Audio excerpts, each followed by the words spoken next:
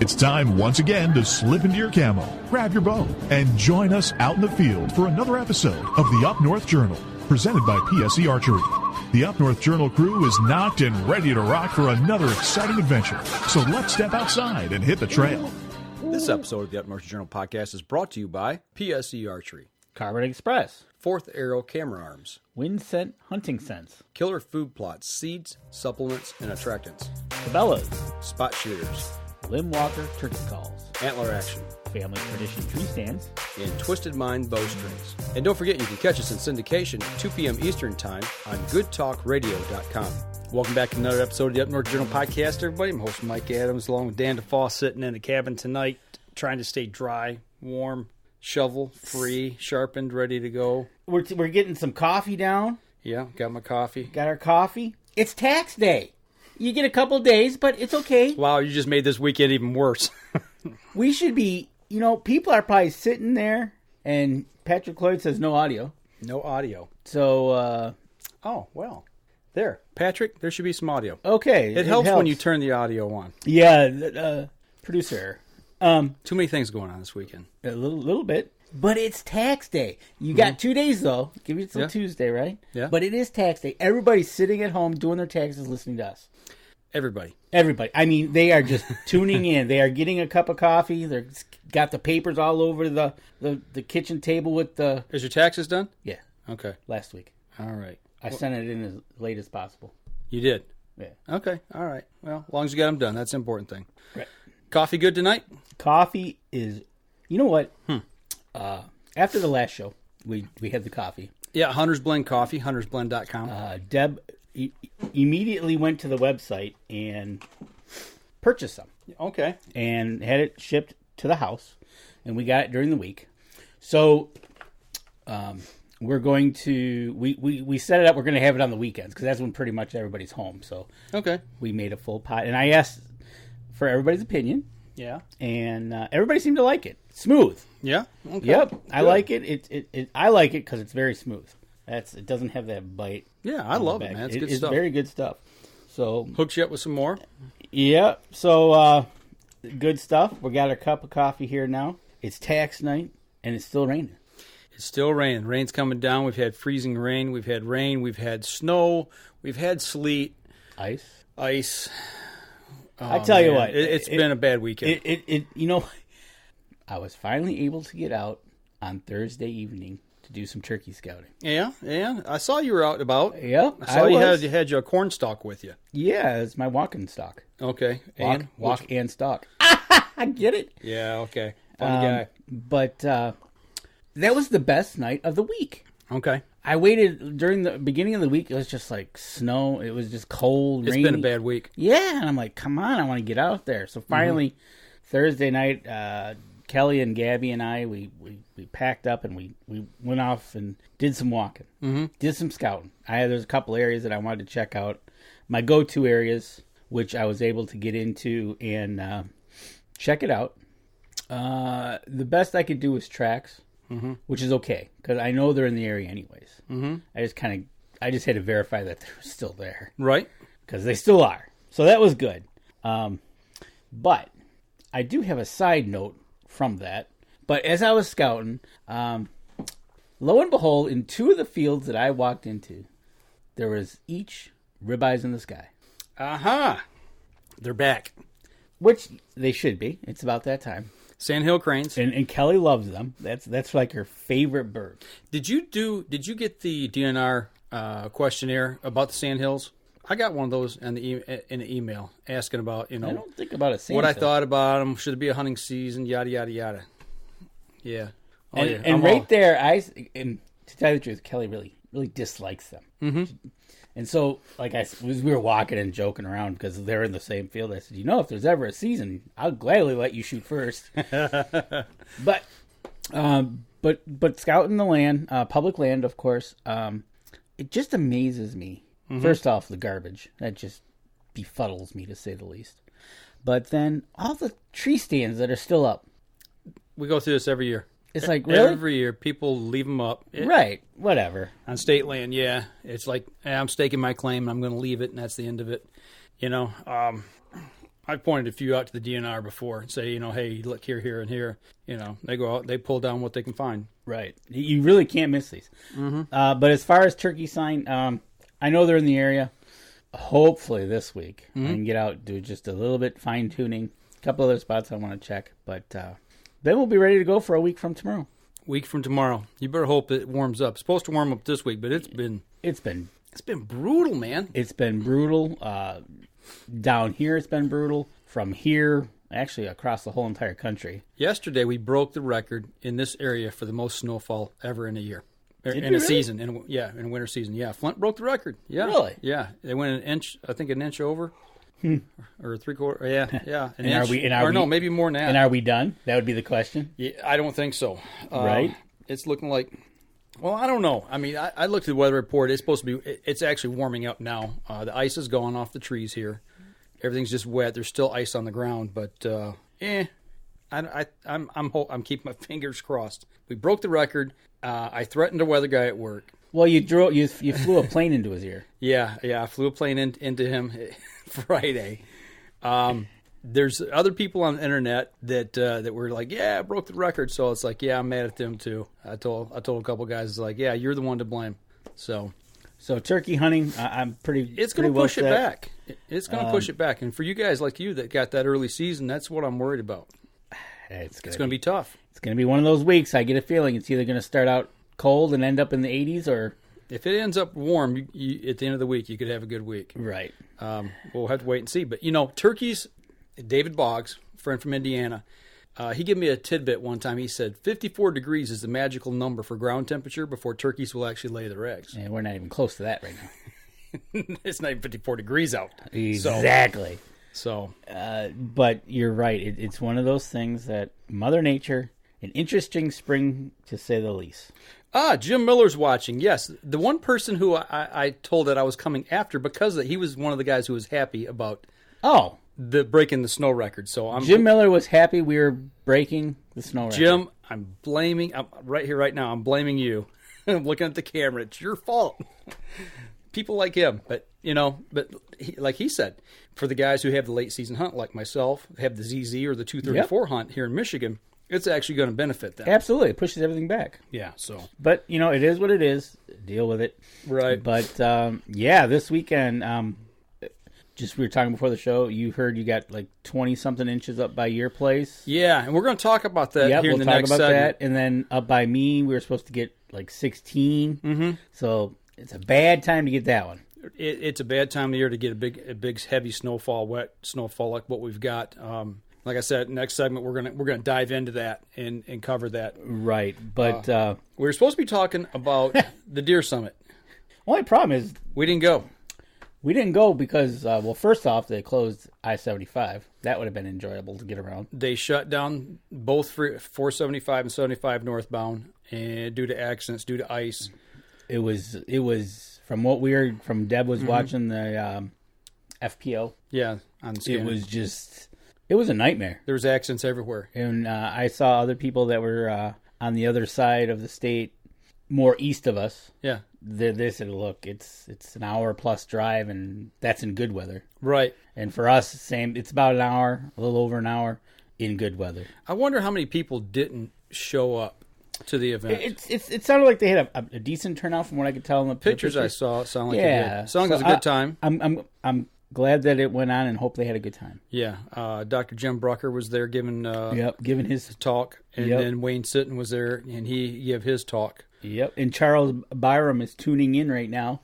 All right. And he's in Iowa, and I think he's having a little bit of this nasty weather. I saw pictures coming out of Iowa that were horrible, actually, that he posted. Hey, A.J. Regal, he's on. Billy Hoffman, he's on. He's in Ohio under a tornado warning right now. Hopefully you're not near Lima, because that's where my kid is. So, the weather's crazy. Okay, I think for the first time that I've ever, unless I haven't been paying attention, I was watching something on TV, one of the sports channels, and basically they went on a little bit of a list of postponed baseball games. Yeah. And of course, it was Minnesota, Chicago, Detroit, Cleveland. Yeah. All of them here right around the Great Lakes area, go figure. Right? So, but this weather's been just tipsy-turvy crazy, and Where's it going to take us for our deer? Well, the thing is we're going to pay for this one way or another. There's always, whatever we get, there's always the opposite somewhere later on. So we're going to have a hot summer. We're going to have a dry summer. We're going to have a weird fall. I mean, because it always averages out. Some way, shape, or form. Either we're going to be sitting here in July and August with the windows, in air conditioning, with a brown lawn that we see tumbleweeds, right? Maybe we'll put a pool in here when we sit in a pool. Right, exactly. It's like, okay, so where's it going to even out? That's always a good question. So far, the winter's been a real winter. Right. And then spring, well, we're kind of still waiting for it. Right. So, I don't know where it's going to even out, dude, but it's going to be interesting. Well, I'll tell you what, we're bumping up here on our first break. Why don't we step outside, take our first break, we come back. We want to talk about how the weather is going to affect our deer herd. There's been some things I was talking about on Facebook back and forth with some people, and it really kind of puts some things in perspective. Yep. So I want to talk about that when we come back. So we're going to step outside and take this short little break. We'll be right back after this. PSE Archery has reinvented the way you buy bows. From now on, you can make the most educated decision possible by basing your bow choice specifically on your shooting needs and goals. All you need to do is ask yourself, what kind of shooter am I? What do I want to achieve? PSE will help find the right category for you. So, what kind of shooter are you? Find out at psearchery.com. Killer Food Plots have been helping property owners for over 20 years create premier whitetail habitat. Whether replenishing your soil with their all-natural Organics Fusion pellets or planting a premier KFP food plot seed blend to help your deer rebuild their bodies through spring and summer while supplying the much-needed high energy during and after the rut, you can trust that Killer Food Plots family and their products will help your deer achieve their full potential.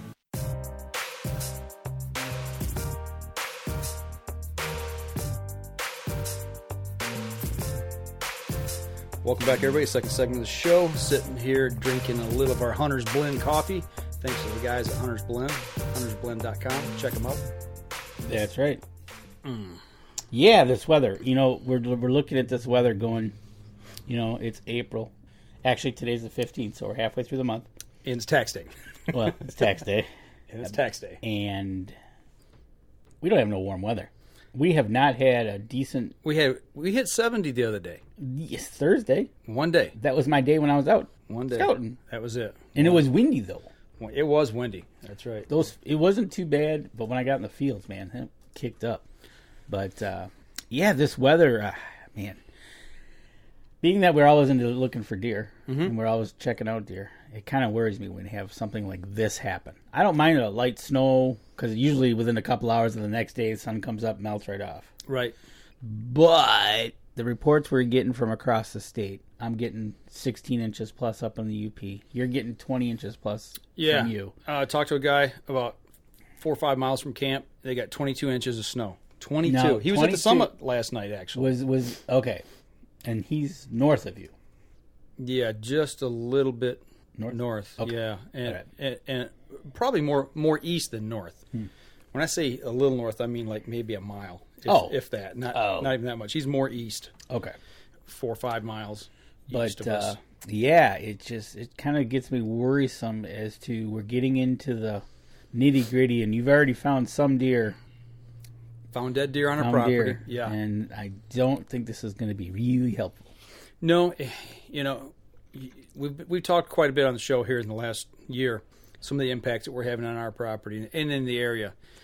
And we're finding deer that are malnutrition and, you know, basically starving to death. We can see we found 3 carcasses that were just freshly killed over. Opened them up, saw what was in there rooming. And it's just not good, man. It's non-digestible food. You know, I wouldn't even call it food. It's just stuff to fill their gut. Well, it's stuff. Well, like we've talked about, and we've talked about this plenty. It's just something to make them feel full. Yeah, right. It just puts something in their gut to keep them from... Because they can't digest it. Right. It changes the chemical composition of the stomach, and it makes it undigestible. Right. Now, okay, so that's happening leading into March, middle of March, beginning of April. Okay, so we still haven't seen green up yet. So they're still trying to find food, okay? Let's dump 22 inches of snow on top of it now. How's that going to impact them? It's going to hurt. And I was talking back and forth with... You were talking back and forth, and they did it. You sent me a link to the DNR about this. Mm-hmm. You sent it this week. And up to this weekend, they presently, in my area, because it was coming out of the Crystal Falls DNR, up until this weekend, they were not seeing any dead deer, which was good. The deer were still willing to jump over the snowbanks. And that's a very good sign because... Got energy. Well, that and my old neighbor up there, he told me about when they had the big die-off way back in 95, 96. Right. He said he would just walk his dogs on the roads, and he would literally have to pick the deer up and throw them over the bank to get them into the woods. Okay. To me, that sounds really bad. So, but now we get this weekend... It can't be good. Well, we were talking back and forth on a forum, and I was talking with the guy who talked to me about having 22 inches of snow on the ground. And then, Wayne Sitton was at last night's event. Yep, Wayne Sitton was there. And his son is in partnership with him. They work together.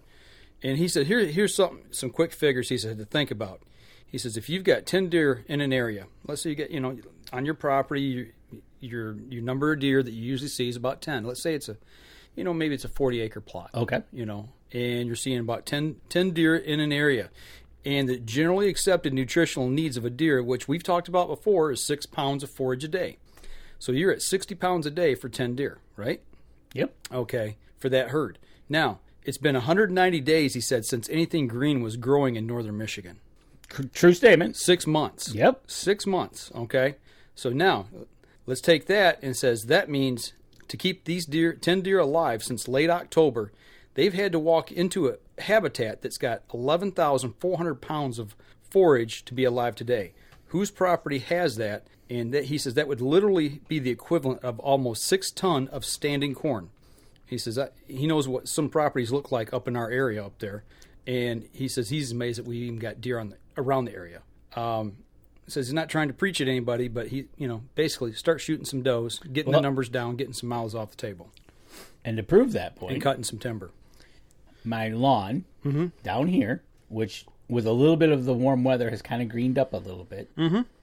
Basically, the deer are coming in and they are mowing. Right. I look out my back door and there's 10 deer standing in my backyard looking at me because it's green.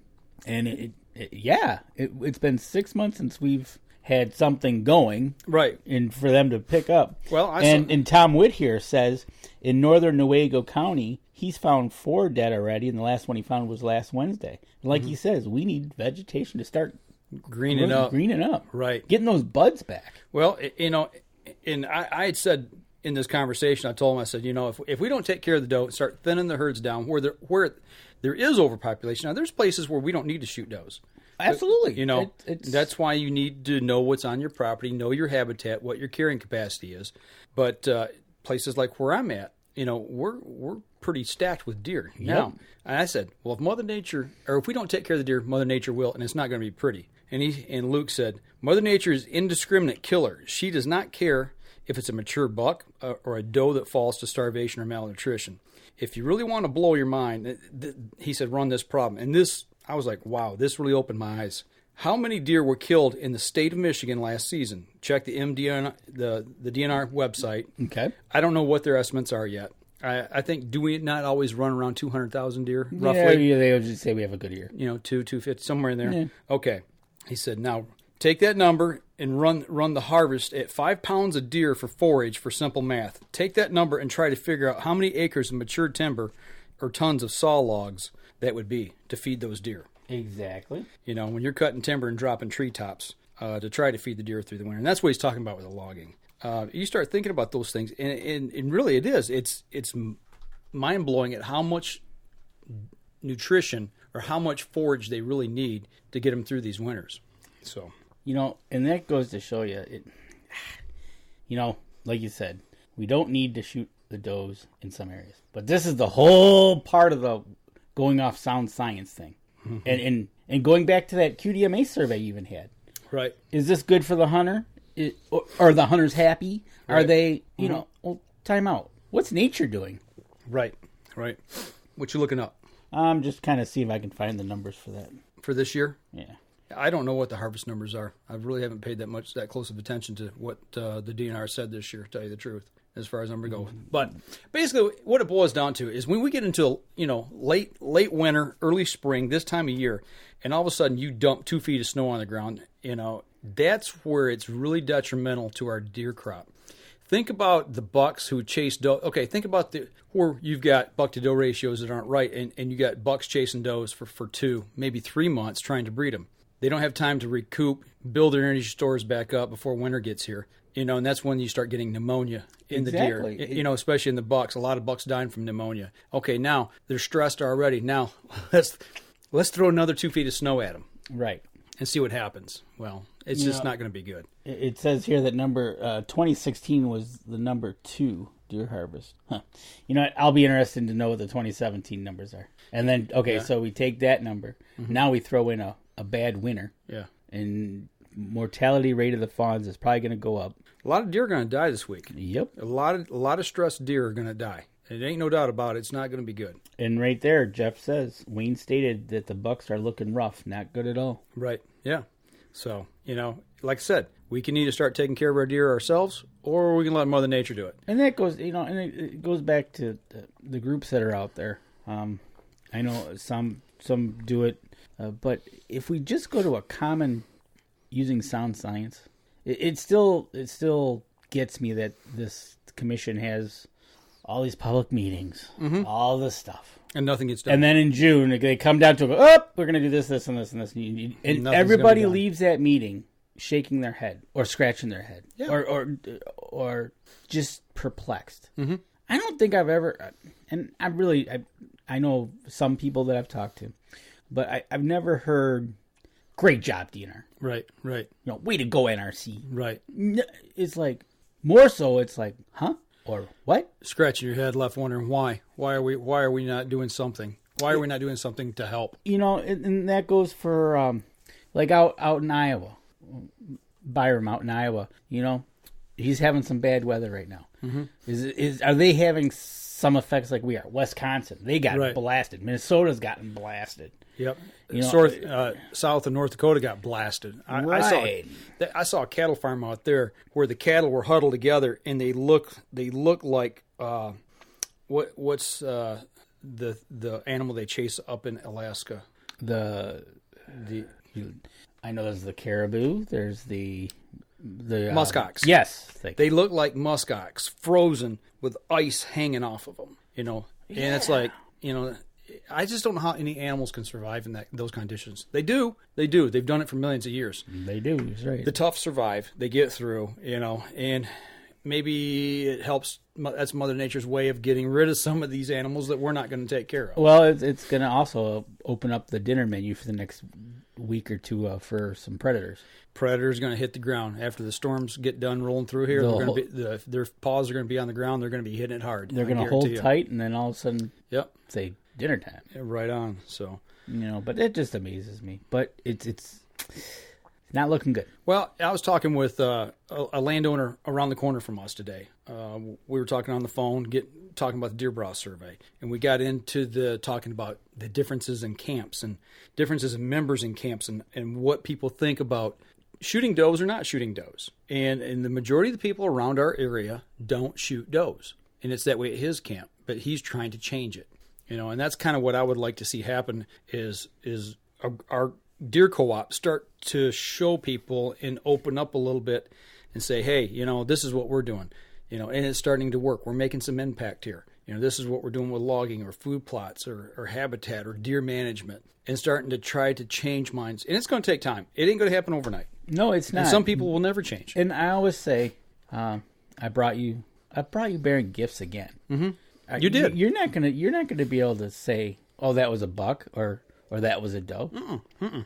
So it all tastes the same. Well, I think does taste a little better, especially if you get an old rotten buck that tastes a little tough and gamey. Oh, absolutely. Just like an old doe, right? Yeah. Just like an old doe. So you can always tell an old doe, especially in our area, because what they've lived on for most of their life. Tastes a little piney, a little woodsy. A little woodsy, a little cedarish. Yeah. But in the end, when I grind it up and I add pork to it and I add some spices, yeah, voila, it tastes good. Right. So, but so stay tuned, huh? Right. Well, speaking of staying tuned, we're bumping up here on our next break. So why don't we step outside, take our second break. We come back. We'll continue the conversation here. We'll be right back after this. PSE Archery has always dominated the speed category. Now, the most revolutionary cam system ever to hit the market has perfected the shooting experience. Introducing PSE's Evolve Cam System, featuring extremely high let-off capabilities and the smoothest draw cycle in history. No other cam system has ever delivered this level of total comfort and total control. Experience PSE. Experience performance. Killer Food Plots have been helping property owners for over 20 years create premier whitetail habitat. Whether replenishing your soil with their all-natural Organics Fusion pellets or planting a premier KFP food plot seed blend to help your deer rebuild their bodies through spring and summer while supplying the much-needed high energy during and after the rut, you can trust that Killer Food Plots family and their products will help your deer achieve their full potential.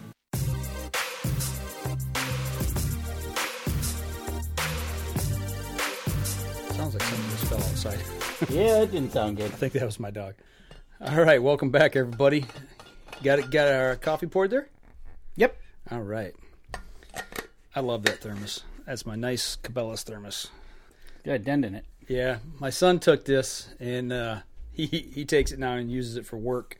Ah. And he's an electrician, so it's been dropped a few times, but it's not a glass liner, so I don't have to worry about it. I've got 2 of these, and he loves it, and so do I. I mean, things are tough as nails, so. Keeps the coffee hot. Yes, it does. Most important thing. Absolutely. So, all right.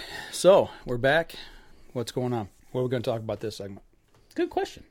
What are you pointing to me for? Because I'm trying to remember what we were going to talk about. Well, we were talking about deer. Yeah, we were talking about deer, and we were talking about turkey. And you know who I got the chance to talk to? Here, I'm going to take this in a different direction. Go right ahead, because it'll be something we'll wind up talking about anyway here on the show. I had the opportunity a week ago to go down to Cabela's and hang out with Dan Yassa from PSE, our Michigan, Ohio rep. Yes, he and Chris jumped into town. Yeah. I got to go down there, and actually we recorded about 3 segments worth of a podcast. Okay. Talked about shooting paper. Ah, yes, shooting paper. Shooting paper with archery equipment. Matter of fact, Chris was I think they were at some event today. They were down in Clarkston, Michigan, probably at the Oakland County Sportsman's Club. They had a shoot going on? I think so. That's what it looked like anyway. So, I got a chance to talk to him. How's he doing? Chris, doing good. Both of them doing good. Excellent. And they're bending my mind a little more. That's always good to bend your mind. Trying to teach me a few things. But what I'm going to do is we're going to release that as a special episode. Yep. Probably in the middle of the week, maybe this week or next week. As we're coming into spring and talking about shooting paper, shooting tournaments, shooting target archery is basically what we're talking that's about. exactly, especially the indoor season is ending, and then you're going to be heading outdoors here soon. So, with that being said, that was the focus of our discussion was why would a person that's a hunter, like you and me, that really never shot target archery before, we shot some 3D. Yeah, okay, he took us down and exposed us to shooting targets last year in Ohio. Yeah, he exposed us. Yeah, exposed is probably the better word because, we found out we need a lot. We got to learn a lot. But the point is talking about why should a hunter want to take and play the archery game? Why do you want to take it out of the woods and take it to the range, I guess, so to speak? The archery range, or target range, and go shoot at paper. Shoot at paper, or there's 3D, as well. But why the difference between the two, and talking about why you want to go do that and how that's going to apply to what you do in the field. It was really good. It was really good. 3 segments of a show. Because going either paper to hunting to paper. Basically, if you, and I heard Chris say this before, is that he knows when he executes a good shot. Just like hunting, it all feels good. Blah blah blah. Right. So why not? Why not? If you're a bow hunter and you want to if you want something to do during the winter months, keep you in practice, keep your muscle memory going, keeping all that stuff in form. Well, they both even took it a step further. It wasn't even so much as, I mean, yeah, that's all important. That's all good stuff. But the fact of being on a line shooting competition, not just shooting target archery, but shooting competitively, and what that feels like, going through the emotional highs and lows, going through the adrenaline rush, settling down, executing the shot, getting that rhythm down. They said, Dan Yassa was shooting for $100,000 at Vegas. Yeah, that's what he was competing for. And you know what? To go from like let's say Oakland Sportsman, where you've got, and I don't know how big the place is, whether it's 20 yards across or 30 yards across, to out in Vegas from the picture I saw was they were just lined up across, a building. It looked like a football field, right? Right, and they're all standing on the line shooting.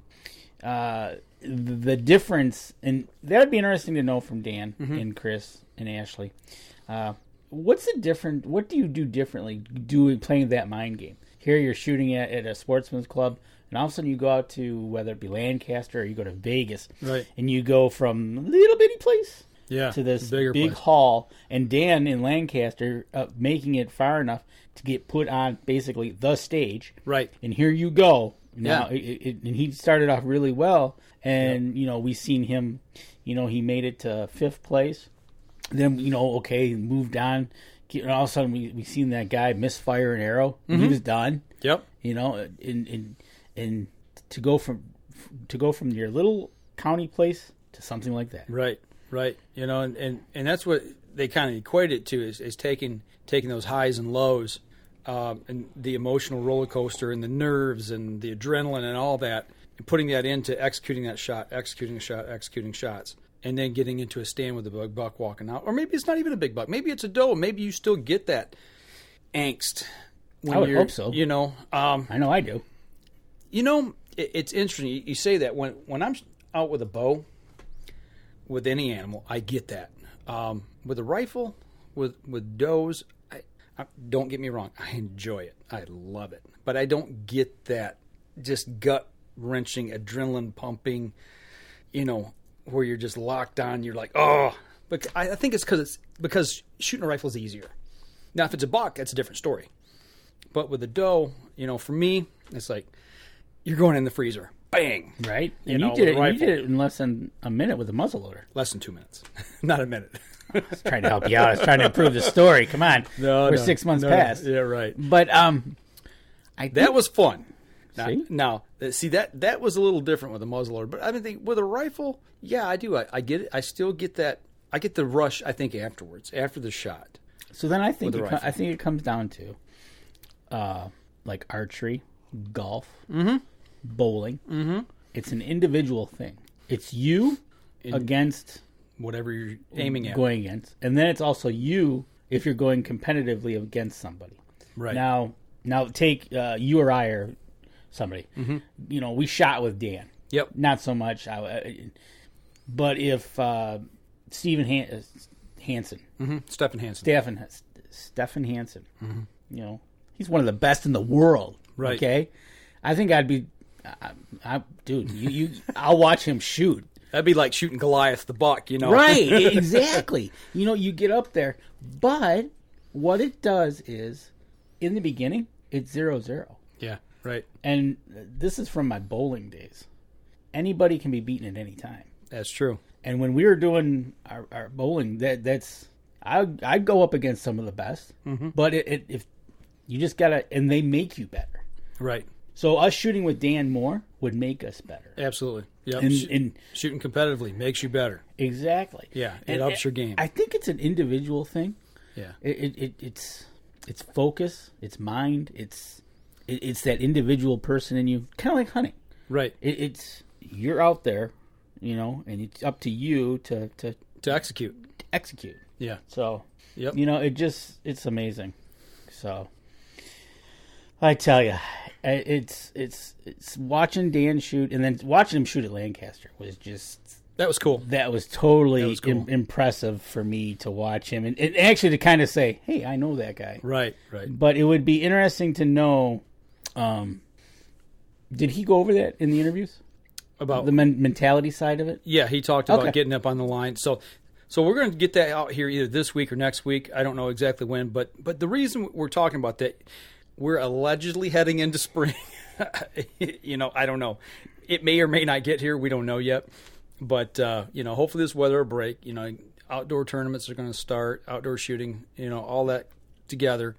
So with that, we got a little something that we wanted to talk about tonight, and I thought that would be the appropriate time to talk about the interview I did with Dan and Chris, that we're going to release that. So look forward to that. Yeah.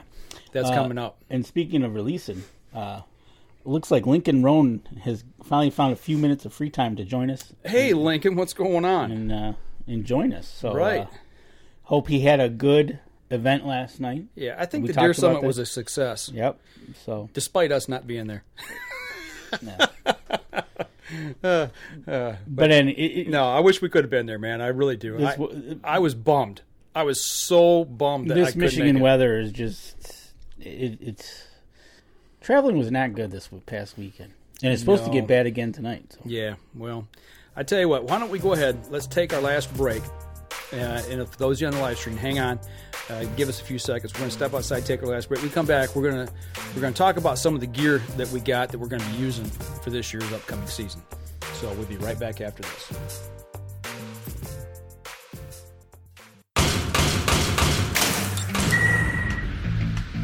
Acceleration is part of PSE's DNA. PSE pioneered the speed movement. Now they've developed the vapor category to help you find the most powerful bows on the market to fit you. High speed equates to intense power and building the momentum you need to be successful. Are you a vapor shooter? Find out at psearchery.com. Killer Food Plots have been helping property owners for over 20 years create premier whitetail habitat. Whether replenishing your soil with their all-natural Organics Fusion pellets or planting a premier KFP food plot seed blend to help your deer rebuild their bodies through spring and summer while supplying the much-needed high energy during and after the rut, you can trust that Killer Food Plots family and their products will help your deer achieve their full potential.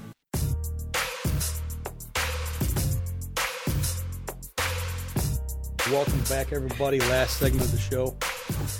What you got? I'm just admiring your handiwork. You like that, don't you? I do. You like seeing your name on the screen. After working almost 30 years at a TV station, I thought it was time to start making this look like a TV show. We put a lot of work into this in the last year. Well, I'm not going to make this look like yours, okay? We've had a lot of gremlins too. We've chased a lot of issues and problems throughout this whole system, but I think we're finally starting to get this thing shook down just a little bit. We just got one more hurdle to get over, and then we should be good to go. I think we got this set. We just need a show producer or a director. A producer would be nice, and when we have a call in, yes, that would be. We're getting there. So now we talked about. Okay, so here we are. We're coming into the spring. Switch bows. Switch boxes. That box. So, like we just talked about in our last segment, we're going to be shooting some target, and PSE has sent us a bow to use, and this is one of the target bows that we're going to be using. And this is the Phenom. A big shout out to PSE. We've been working with these guys for years, and the quality of what they've got never ever ceases to amaze. And they continue to blow my mind. Yep, exactly. So there's the Phenom, and I tell you what, and I don't remember what color green that is. It's green. Well, I know, but there's like 4 million greens. So let me put that up there for those of you that are on the live stream. You can check it out now. This is the Phenom SD, and I think this is a 50-pound limbs, correct? Yes, that is the 50-pound limbs. So, and we ordered these in 50. Right, we ordered them in 50. Just because we're target shooting. Again, here we go with a little bit of the difference from a hunting setup to a target setup, right? Right. And, you sit there, and this is one of the things that you've got. Get the specs there? I'm getting them. Axle on this one is 35.5. Now, I'm shooting the Evolve 31 in the field for hunting purposes. Now, this is 4.5 inches longer. Yes, that is a 35.5 axle, a 7 5/8 brace height. Yep. So the brace height is going to be a little wider than what I'm using right now. It's called electric lime. Electric lime. I like electric lime. Hope it's electric on the shooting line. But we've got live wire strings from PSC on here, and I'm trying to remember what cams we were using on these. Does it give the cam specs on these? Let me read. I don't see it right off the bat. But anyways, so this is the PSE Phenom, and you'll be rocking that, and we'll see what kind of paper you can hit with that. I'm really looking forward to it. This is going to be a whole new style of shooting. It's a whole new setup. Carbon Express arrows that we're using for these are the... Right now, we're set up to use Maxima Reds. Reds, right, the Reds. Yep. And for our hunting setup, we're going to be using the pile drivers. You'll be using the pile drivers, and I'll be using the SD pile drivers, I think, if I remember right. I tell you what, hunting season sounds so far off, but it's not, right? No. So then your hunting setup... Hunting season is 365, dude. I know that. So with that hunting season coming up, your hunting setup... Well, my hunting setup, I'm still using the Evolve. But this is... That's the Ferocity. The PSE Ferocity. Now, what's really cool about this bow is, and the reason why they sent it to us is, this is the bow that is the top of the line. This is going to be your top of the line coming out of a big box store. So Cabela's, Bass Pro. This is going to be the top of the line for them to sell you. So we're going to be shooting that same bow. So we're not going to be shooting anything exotic or anything. It's what you can get right out of the bow, and they'll be talking about you can get it in a package deal. Obviously, we got to put some sights on here, some stuff like that. Yep. You got the one that's in the Mossy Oak breakup country there. It's 3.5 pounds. And yes, it's light. It's real light. That has 80% let off, and you're still going to be shooting 328, 330 feet per second out of that thing. If you look at this is going back to the real short, flat top parallel limb bows. That's what it's going kind of back to that older style of bow, real compact. But this is what's going to be. You're going to be able to get these, like you said, in your big box stores. And the brace height on this now has gone down from 7 5/8 from the target bow to 6.5. 6.5, okay. On this one. Okay. And 3.5 pounds. 3.5 pounds. And so you'll be shooting, I think we got that one's at 60 pounds. So. I do believe it is. Yes. Yes, that's 60 pounds. Yep. So it'll be interesting to put those together, start shooting them, and see where it goes from there. I think that's a great bow for a tree stand. I really do. Or a ground blind where you need that short. What's our axle on this? 30? 30 and 3/4. Yes. So, compared to the Phenom, it's a good 4 inches shorter. I mean, you can definitely tell. Oh, yeah, you can put them together. And so this, and they're wider, right? Mm-hmm. Like you said, this reminds me of the parallel, when everybody came out with the parallel limb craze. Yep. And then, so what PSE's done is they've gone ahead, they've gone to that design, and they've said, okay, this is what we're going to put in to the big box stores, and this is what you can buy right off the rack. You get down to Cabela's and Chesterfield. I don't know if they got them in yet. Dundee. Krishner would be glad to help you. Yeah. And Dundee store, Saginaw store, the one over in Granville. Any of your other Cabela stores as well. Yep, exactly. So we got to get that out there. And we need to mention Bass Pro in the same word, in the same breath as well, now that we're part of that group. We are. We're a combined now. That's right. So, and hopefully that works out good too. But, at 3.5 pounds, 3.5 pounds. It's not too bad. It's No. not a bad. And the ferocity, I think, was the same. And we shot these at ATA. We did. You know. We shot them. Is this the one that had the speed one on it, or was that the other? No, one? that was the stealth. Oh, okay. Yep. That was brutal. Yep. But when you're not used to the speeds on them things, man, they're just they're really aggressive, real aggressive. But stay tuned. We're gonna get these out. We gotta get them. Obviously, we're not gonna shoot them like this. But when we do, we're gonna get out in the backyard here. We're gonna do some shooting, and we're gonna get some video on these things. And, yep. Looking forward to it. Looking forward to a good hunting season. Hopefully, we have a hunting season. Oh, we will. We might be in snow. But yeah, I cannot wait to get out. I can't wait to. I've got my arrows. I got to get them fletched. I'm waiting on getting the correct fletchings for those arrows. Getting them cut down. Start shooting the arrows that are built for the bows. And we've talked about different sites. We've talked about different releases. And as far as the rest go, we're still unsure on that. We're looking to our PSE rep. He's guiding us on the right decisions to make and where we're going to be with what gear we're going to put on them. Yep. And working with Dan is just because I know he's going to set us up good, and we're going to have to shoot like him. I can't. He's going to expect that out of us. I tell you what, watching somebody when you watch, it's like you said, bowling, archery. What was the other example? Golf. When you watch somebody that can just drive daggers. Whether it be golf and dropping the ball right on the green, right next to the pin, or guys hitting the pocket, and striking every time on bowling. It's simply amazing. And these guys get up there, and they're in like in golf, like in bowling, like in archery. Yeah, you just a little bit off, and that you missed. Right.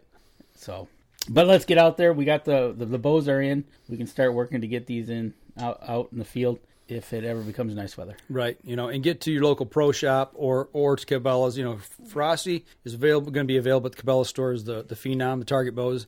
That's going to be more into your pro shops. Get out if you're interested in something like that. Don't overlook target shooting. It's something that Danny and I are going to get into this year. And, we're going to take this on and try to improve our game once we get into the woods. So. Yep, absolutely. So, anything else you got this week?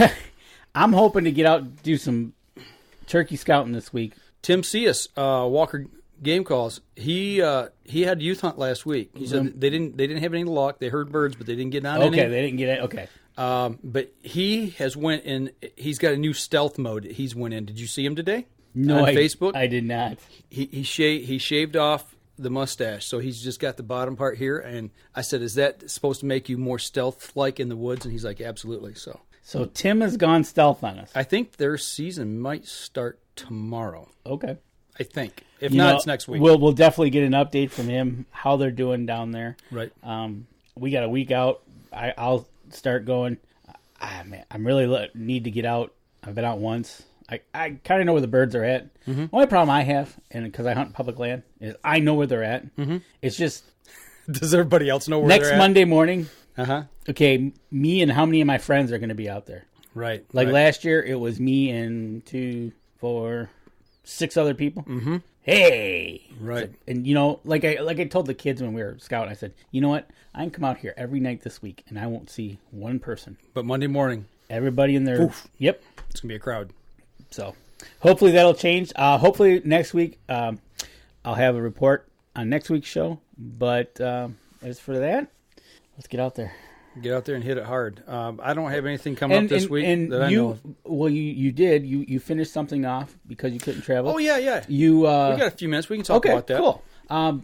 You didn't travel, so you went to school. Yeah. We were supposed to be at the Deer Summit. Yep. And I was angry. I was upset because of the weather. And I thought, well, I can sit here and waste the whole day and sit here and be mad and pout about it, or I can get busy doing something, So I jumped back on my deer steward class, and I finished up the second module. So that's 2 modules down? Yep. 4 to go. Okay, 2 out of 6. Yep, so I'm third of the way through. All right. Yeah. And you passed with 100%. Yeah.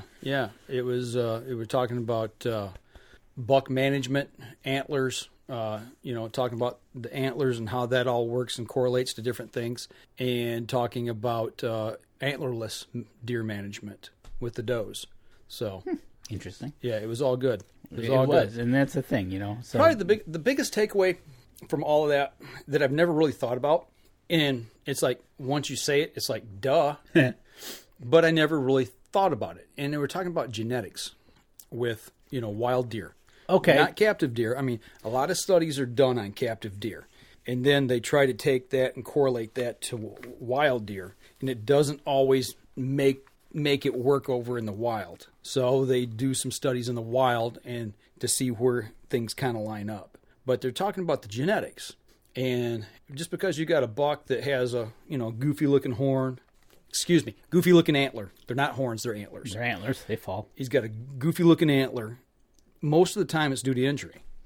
Correct. It's not genetics. Okay. They said if studies have shown in wild deer, if they have an injury to their rear leg, it will express a goofy antler on the opposite side. Most of the time. Not always, but most of the time. And vice versa? Opposite side is the opposite side? Yep. Yeah, depending on, Really? Which way, yeah. Now, depending on how bad the injury is whether it will keep expressing itself year after year. Usually it doesn't. So that year, said deer gets hit, we'll say bumped by a car, develops an injury. Mm-hmm. Oddity. Yep. If it wasn't that bad and bounces back within a year, then the following year it would be back to its normal. Yeah, more than likely back to its normal. Yeah, it's not genetics. It's just back to its normal shape. What it's going to express. If that car injury was more significant, then it might happen year after year after year. But it's not genetic. No. Now they said most injuries, and when you see a goofy antler, is when it's in the growing stage. They bump it or in velvet. They injure them during velvet, or the pedicle. I've had a deer come in the backyard, my research facility. Middle of summer, shows up and it is just covered in blood. And it's like, whoa! And you look, and I'll get out binoculars and I'll look, and sure enough, something will have happened, and you can see he's bumped it on something, a fence or whatever they might have did. But right, because it's amazing.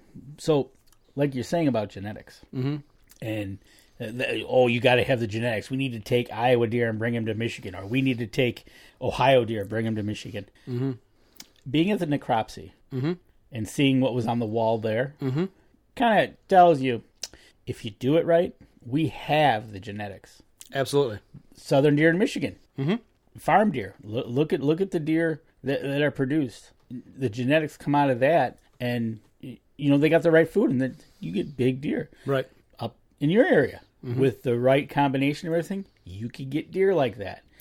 Like they say in the UP, those are the only ones that get big are the really old bucks that are way deep in the swamp. Well, not so much, because if you go towards the farm belt like Menominee and that, where there's better food sources. Right. Well, you're talking about genetics. I guess the whole point that I was getting to is we talk about that buck's genetics, what he's going to express. Three things playing into antler, the overall expression of antlers is the age of the buck. Obviously, the older they get, the more they express, the bigger the antlers, until they get to a point where they start to regress when they get old. Nutrition, which is key, and genetics. Those are the three factors determining antler structure. Okay, what can we control? We can control age. Age is controlled by the pull of a trigger. Yep. That's the easiest one to control. We can manage that. And we can also manage nutrition if we've got a big enough area and manage our deer herd properly with the right habitat and food plots, what have you. And in that instance, it takes more. It takes a combination of everybody working together. Right. And they said the one thing, and like I guess the thing I'm trying to get to, that I'm still trying to get there, is the fact that when we're talking about genetics and you want to say, I want to shoot that buck because it's a call buck. It's got goofy horns. We need to get him out. Was it injury? We don't know. They recommend waiting 2 full seasons with visual proof that he's still got a goofy antler. Right. But how do you manage the genetic portion that comes from the doe? Ooh, good one. That's the big takeaway for me. They give 50% of the DNA to the offspring to grow the antlers. So how do you know if you're selecting a... You don't. You're right. Matter of fact, they even suggest that since she gives 50% of the DNA for that antler to express itself, she also gives 100% of the maternal care, which is a big indicator of how healthy that fawn's going to be and be to grow. Right. So No, kind of all plays into it. And if you've got too many deer on your property, buck to doe ratios are skewed, then you've got to take into consideration, okay, well, we have a trickle rut, what Dr. Kroll calls it. Yep. Or what I call second and third rut. Or the 3-month rut. Or they're born late. If they're born late, they're runts. They're going into the fall, into the winter at a disadvantage. They never get to really fully express their antlers the way they should. So there's lots of factors going into it, and it's like you really can't shoot genetics out of a deer herd because you can't control the does. You don't know you really don't know which ones you're. They don't stop in for a health check. No, they don't. Could you take a physical, please? Right. But that's and so this has been so far 2 modules that you've learned this in. It'd be interesting to see where this goes from here for the rest of the 4. Yeah, it's really been educational. I've learned so much. I mean, I've learned a lot from Dr. Grant Woods. I've learned a lot from Dr. James Kroll and from Wayne and Luke Sitton up at the Necropsies.